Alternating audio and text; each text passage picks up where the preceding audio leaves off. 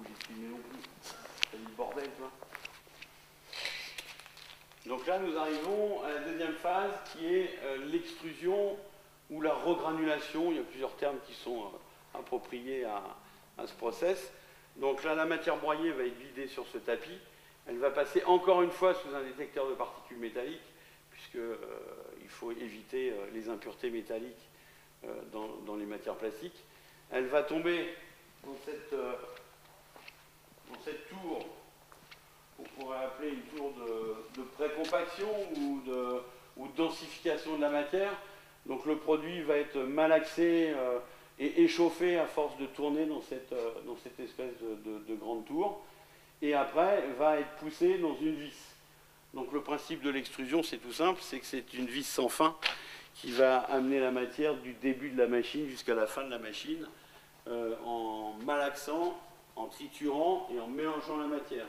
Donc autour de cette vis, vous avez ce qu'on appelle un fourreau. Autour de ce fourreau, vous avez des zones de chauffe sur toute la longueur de la machine qui permet de fondre encore et à nouveau la machine de façon à ce que le produit soit très pâteux. À la sortie de cette machine, vous avez ce qu'on appelle une filière avec une coupe en tête. Donc la matière plastique va sortir pas liquide, mais assez fluide. Elle va passer par ces tout petits trous qui sont ici.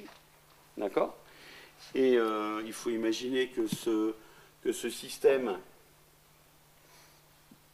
de bol va être fermé et va s'ajuster très prochement de la sortie du plastique en fusion. C'est un petit peu le principe, si vous voulez, comment dirais-je, de la moulinette qui nous permet de hacher la viande. En fin de compte, le produit sort par les petits trous, elle est coupée directement par ces petits couteaux, puisque le système tourne. Et quand c'est fermé, vous avez de l'eau à l'intérieur qui vous permet de couper et de refroidir le granulé une fois terminé.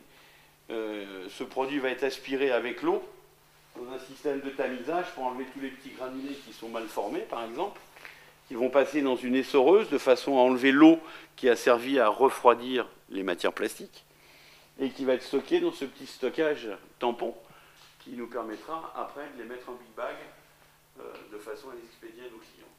Alors le principe de la régénération, c'est d'homogénéiser aussi la matière, de la malaxer et d'aussi filtrer. Donc on a un système de filtrage qui nous permet d'enlever encore les toutes petites particules de papier, les toutes petites particules de bois, etc., qui peuvent encore, malgré tout le soin qu'on y a apporté, encore résiduer dans la matière.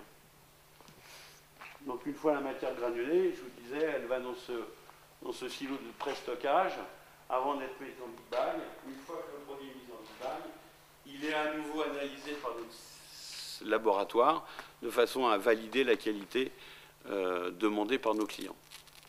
Elle a